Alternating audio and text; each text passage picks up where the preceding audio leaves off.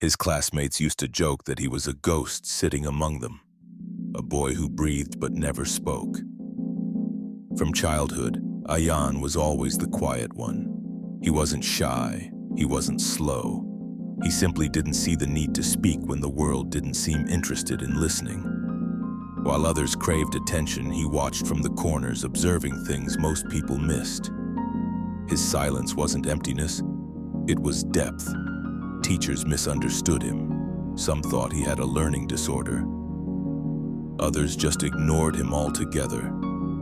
His parents weren't much different. His father was a firm man, always commanding, always correcting. "A man must speak to be heard," he would say. But Ayan only nodded, knowing that some voices were louder in action than in words. Still, every day he came home to the same remarks. "Why are you so quiet? Why can't you be like other kids? Say something, boy." He grew up in the noise of people who never stopped to understand the quietness in others.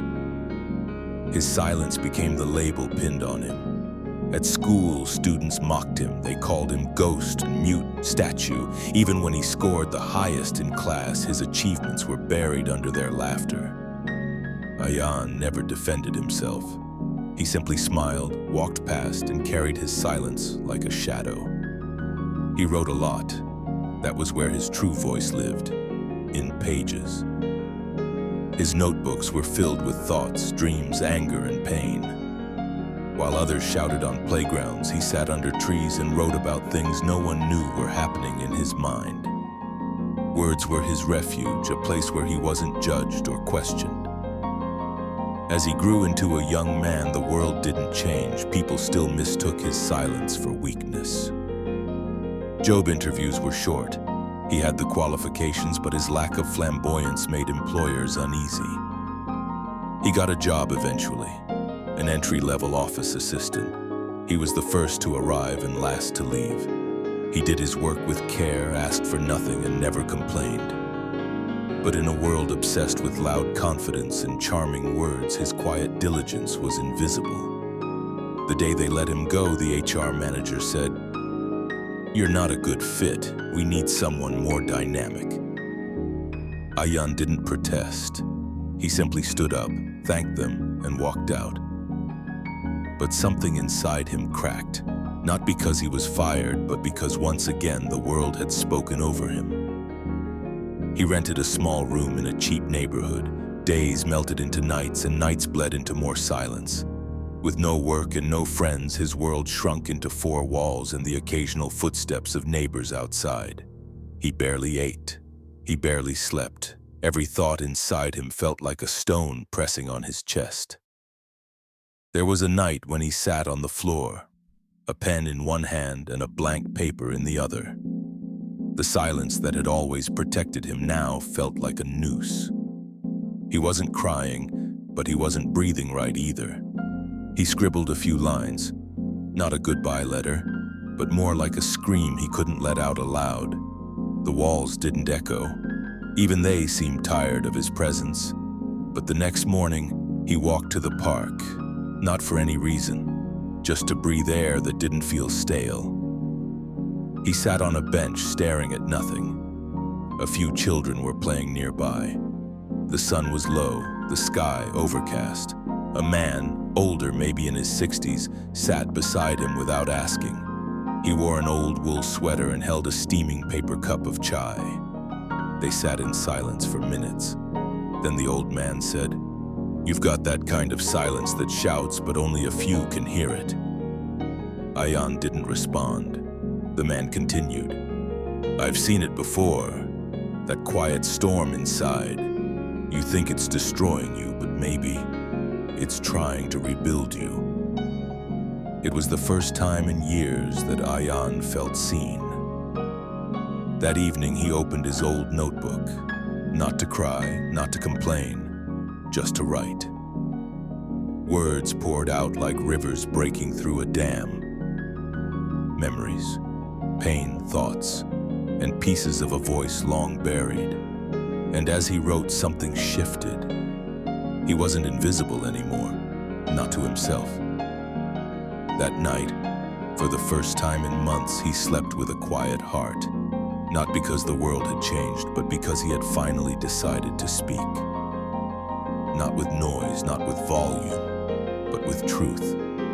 Through his words and deep inside him, the storm that once threatened to destroy him began to rise. He started waking up before sunrise, not because he had anywhere to be, but because it felt like the only time the world was quiet enough to match his soul. The city hadn't begun its noise yet. There were no cars honking, no voices screaming over each other, just the sound of wind brushing through empty streets and birds announcing a new day. Ayan would stand on the rooftop of his small building and just breathe. For months, his life had felt like drowning in slunts, but now that same slunts began to feel sacred. He began to write every day, morning pages he called them, 3 pages no matter what. Pain, questions, memories, or just raw thoughts. He wrote about his failures, his doubts, his lost voice, but slowly something else began to appear on the page. Clarity, strength, a whisper of purpose. The more he wrote, the more he realized his silence was never weakness. It was space, space to think, space to feel, space to become something deeper. With a few savings left, he bought a second-hand laptop. It was old, loud, and the battery lasted barely an hour, but it worked. He started typing the stories he had written over the years, stories of people who had been broken but found a way back. Not dramatic tales, just quiet victories. Things people would overlook unless they too had suffered. He created a blog, simple. No photos, no colors, just black text on white screen. He called it Echoes of Silence. And without telling anyone, he published his first post, a short piece titled, "The Day I Stopped Believing I Was Nothing." No one saw it. Then the next day he wrote another one, and then another. For 10 days straight he wrote, edited, and published, without likes, shares, or followers. But he didn't care. For the first time in his life, he was speaking, and whether the world heard or not didn't matter anymore. But on the 11th day, something strange happened. He received an email. It was from a woman in her early 40s who had read his post accidentally. She wrote, "I don't know who you are, but your story saved me from doing something I would have regretted forever. I felt your pain in your silence. Thank you for writing." Ayan sat frozen. He read the message again and again. His fingers trembled. He never imagined that a stranger would connect so deeply with something he thought was just his own pain. He replied simply, "Thank you for hearing me." In the weeks that followed, more people began reading his work. Not in thousands, not even in hundreds, but enough to notice. He never used his full name. He remained anonymous. To the readers, he was simply the quiet writer. Then one day, a popular motivational speaker shared one of Ayan's blog posts on social media. Within hours, the blog crashed from traffic. Comments poured in. People said things like, "This is exactly what I needed," or "How does this writer know my pain?" One comment read, "I didn't know silence could be so powerful." Ayan read every comment, not for ego, but for connection. For the first time in his life, people were not just listening, they were feeling what he felt. And not because he shouted or begged for attention, but because he had spoken from truth, from stillness. Opportunities started knocking. He was offered guest articles, podcast invites, collaborations, but he declined most of them. He wasn't chasing fame, he was chasing healing, his own and that of others. So he continued to write, from his room, from the park, from cafes with weak Wi-Fi and strong tea. But just as the light started to pour into his life, shadows followed. A distant relative who had never called before reached out. "I saw your writing. You're becoming something now," he said with a tone that felt more jealous than proud. Some people who had ignored him in the past suddenly wanted to reconnect. Not because they cared, but because success has gravity and even fake admirers start orbiting. One afternoon, an old classmate sent him a message. "So now the Mute Boy's got fans, huh?" Ayan didn't reply. He didn't feel anger, only clarity. These were the people who had never heard him even when he was screaming inside. Now they saw him, not because he changed, but because the world finally opened its ears to what it had always dismissed. He didn't need their validation, but something inside him did feel wounded again. Not by their words, by the fact that no matter how much we rise, some people will always try to drag us back into their darkness. That night, he sat in front of his laptop and wrote a piece titled, "When the World Hears You Too Late." It went viral. The post wasn't angry, it wasn't bitter, it was simply honest.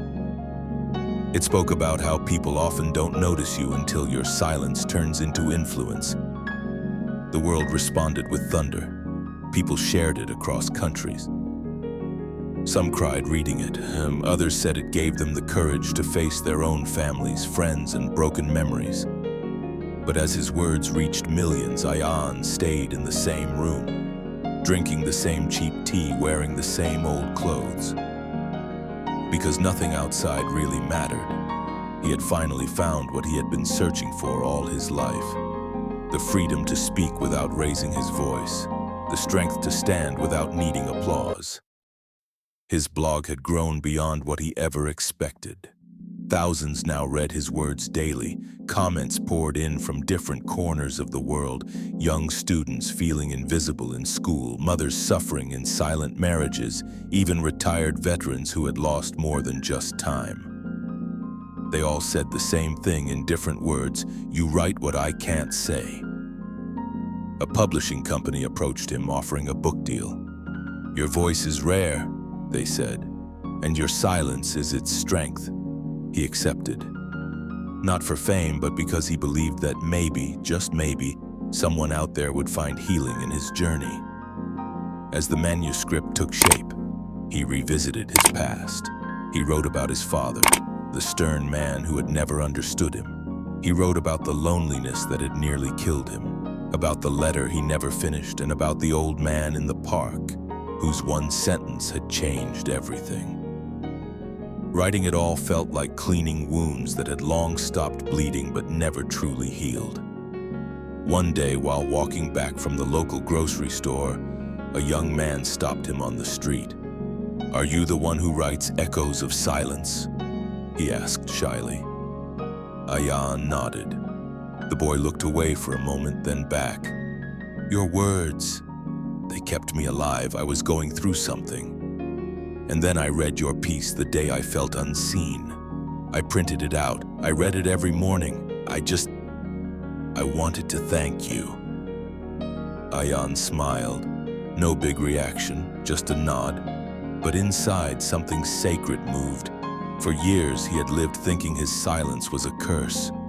Now, it had become someone else's lifeline.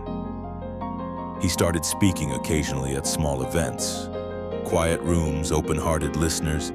He never raised his voice, never used dramatic gestures. He spoke like he wrote, calm, slow, and piercingly honest. People listened. Some cried, others just sat still as if breathing for the first time in years. Still, not everything was perfect. Some tried to take advantage of his name. Fake pages appeared using his blog's title. A few critics accused him of faking his pain for popularity. But Ayan didn't fight them. He had learned long ago, when you walk in silence, you don't waste time arguing with noise. He continued writing, speaking, sharing, but most of all, living. He started mentoring a few young writers who struggled to find their voice. They reminded him of himself, hesitant, unsure, deep-feeling but soft-spoken. One evening, he received a letter by mail. It was handwritten, something rare in the digital world. It read, "I was the teacher who once thought you were slow. I realize now you weren't behind. You were just ahead in a different way. Forgive me." Ayan stared at the letter for a long time. He didn't feel anger, only a strange kind of peace, the kind that comes when the world finally begins to understand what you've always known about yourself. His book launched quietly, just like him. No red carpets, no loud promotions, but word spread. Because truth doesn't need to shout to be heard, it reached the hands of readers who needed it the most. Those in hospitals, shelters, rehab centers, those healing from loss, grief, heartbreak, those who had felt voiceless. He dedicated the book not to himself, not to his readers, but to every soul who ever thought their silence made them invisible. As the months passed, his world grew, not in size, but in meaning. He still lived simply, still walked to the park, still drank the same tea. But now, when people passed him, they didn't look through him. They looked at him with recognition, with quiet respect. He had become the voice of the voiceless, not by speaking louder, but by standing still long enough to be felt. And through it all, one truth echoed again and again in his heart. His silence had never been weakness. It was always a storm. He had just needed time to learn how to ride it. Years passed, and with each one, Ayan's presence deepened. Not just in the world, but in the hearts of those who had once felt alone in their silence. He never chased attention, yet he was remembered. He never forced his story, yet people sought it. Not because it was dramatic or extraordinary, but because it was real, quietly real. His book became more than a book. Schools began to teach it in classrooms. Therapists recommended it to their patients. Parents read it to understand their quiet children. The pages, born from pain, became pages of healing for thousands. But Ayan remained untouched by the noise. He lived in the same modest apartment. His walls were still lined with books, his desk still cluttered with notebooks half-filled and pens uncapped.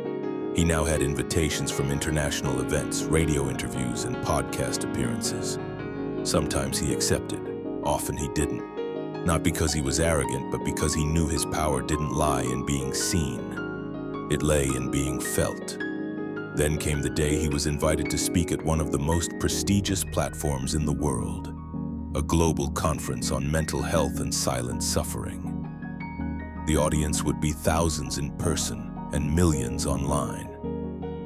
The thought made him anxious, not because he was afraid of public speaking, but because he wondered if the world was truly ready to hear what silence really meant. But he accepted. The auditorium was enormous, the lights were blinding. Camera crews moved like insects, busy and buzzing. Organizers rushed back and forth. But Ayan stood still backstage, holding nothing but a small paper with a few bullet points. Around him were loud voices, booming rehearsals, high energy. And he, as always, remained quiet. When his name was called, the applause was loud. He walked onto the stage slowly, without drama, without music, just footsteps echoing across the room. He stood at the podium, looked at the sea of faces, and waited. For a moment, the audience grew quiet, curious. He said nothing. Seconds passed, still nothing. And then finally he spoke. Soft, deliberate, unshaken. "You were uncomfortable with my silence, weren't you?" The audience smiled nervously. Some nodded. That's how the world has treated silence for generations. As something wrong, something awkward, something to fill. He paused. "But what if I told you silence saved my life?" He spoke for 15 minutes. No grand gestures, no shouting, just truth. He spoke of pain that is too deep for words, of people who walk around carrying invisible weights, of the strength it takes to not scream when you're breaking inside. He spoke about the moment when silence becomes the loudest scream, when a still soul shakes the ground, when a person who never spoke begins to be heard by hearts instead of ears. By the end of his speech, there were tears in many eyes. Not of sadness, but of recognition. The kind that comes when someone finally says the thing you've kept locked inside for years. He didn't end his speech with a quote or a dramatic line. He just stepped back and nodded. As he walked off the stage, the applause thundered behind him. But in his heart, he heard something else: stillness, peace. A few days later, he received an email from a mother. Her son had never spoken in school and was now being bullied because of it. She read him Ayan's story. The boy listened quietly, then whispered, "So someone like me can be okay too?" Ayan read that line over and over. That night, he sat alone on his rooftop under a sky full of stars. He wasn't thinking about his past or the people who had misunderstood him, or even the success he had earned. He was thinking of that little boy, sitting silently in class, being mislabeled, misunderstood, invisible. A boy just like he once was. Ayan smiled. His silence had not just saved him, it had started saving others too. He looked up at the stars and closed his eyes. There was nothing left to prove, nothing to chase. The storm inside him was no longer wild. It had found its direction, its shape, its rhythm. And now it moved through the world, not as noise but as presence.